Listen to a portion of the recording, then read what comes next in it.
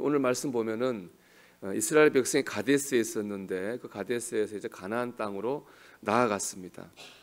이 가데스에서 가나안 땅으로 가는 가장 빠르고 편안한 길은 왕의 대로라고 불리는 그 길이었습니다. 왕의 대로는 당시 여러 나라를 잇는 국제적인 무역로였습니다. 그래서 장사하는 사람들이 이 길을 통해서 여러 나라를 다니면서 장사를 했습니다. 이 왕의 대로가 제일 편하고 빠른 길이고요. 이 길을 가지 않으면은 돌아가는 광야길, 험한 광야길로만 가야 됩니다. 그래서 모세는 왕의 대로를 통해서 가나안으로 가려고 했습니다. 근데 왕의 대로를 가려면은 에돔 땅을 지나야 되거든요. 모세는 에돔 왕에게 지나갈 수 있게 해달라고 요청을 했습니다. 모세는 생각하기를 에돔 왕이 자기의 요청을 들어줄 거라고 생각했어요. 왜냐하면은 에돔 족속과 이스라엘은 서로 형제지간이기 때문에 그렇습니다.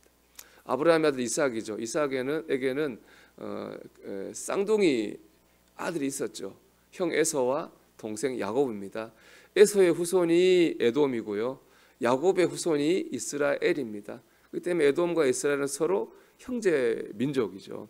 당연히 에돔 족속이 이스라엘이 그 왕의 대로로 지나가는 걸 허락할 거라고 생각을 했거든요. 그런데 모세의 기대와 달리 에돔 왕은 이스라엘의 요청을 거절했습니다.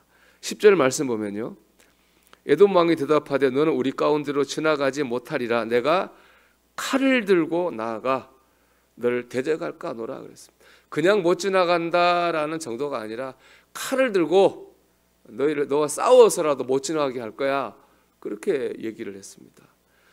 모세와 이스라엘 백성은 믿었던 에돔 족속에게 거절을 당했습니다. 당연히 화가 났을 거예요. 아마 인간적인 감정으로는 싸워야 되는 겁니다. 거기다가 이스라엘 민족이 200만 명이잖아요. 장정만 60만 명이고 적은 숫자가 아닙니다. 에돔과 싸우면 결과가 어떻게 될지 모릅니다. 하지만 모세는 에돔과 싸우지 않았습니다. 그 이유는 바로 하나님의 말씀 때문입니다. 하나님께서는 에돔 족속이 형제니까 형제와는 싸워서는 안 된다라고 말하셨어요. 그래서 에돔 족속과는 싸우지 말라고 명령하셨거든요.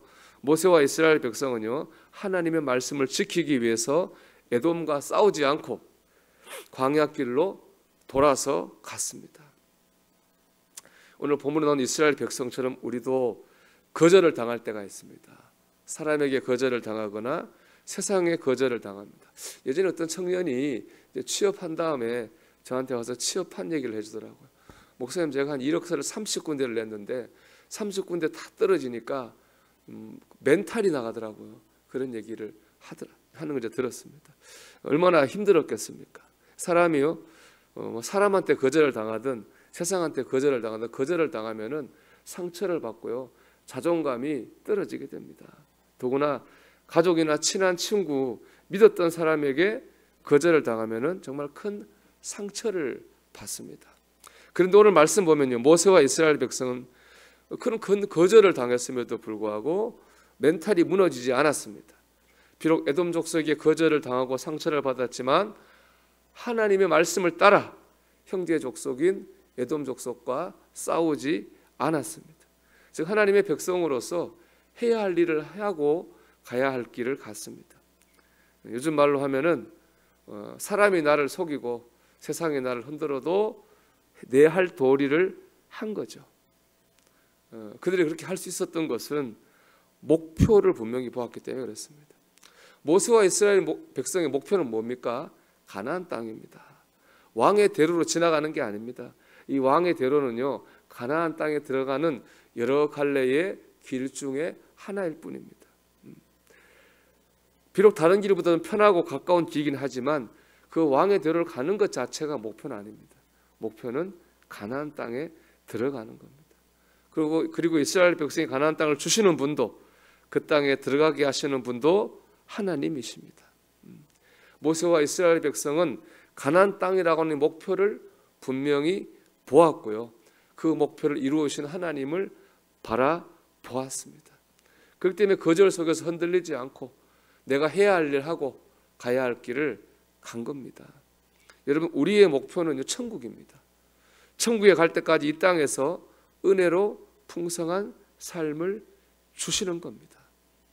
이 목표를 이루어 주시는 분은 하나님이십니다.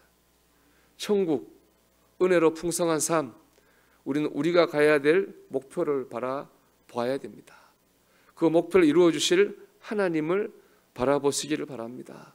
그래서 내가 거절을 당하고 세상에서 내 기대가 무너졌다고 해도 낙심하지 말기를 바라요.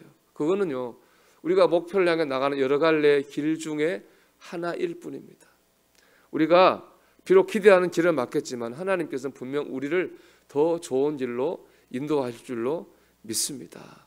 우리가 미처 생각하지 못한 방법으로 우리를 천국으로 또 풍성한 길로 인도하십니다. 여러분, 우리가 오늘도 목표를 바라보기를 바랍니다. 목표를 이루어 주시는 하나님을 바라보시기를 바랍니다. 그런데 흔들리지 않고 믿는 사람으로서 내가 해야 될 일, 내가 가야 될 길을 향해 나아가는 저와 여러분이 되기를 주님의 이름으로 축원합니다.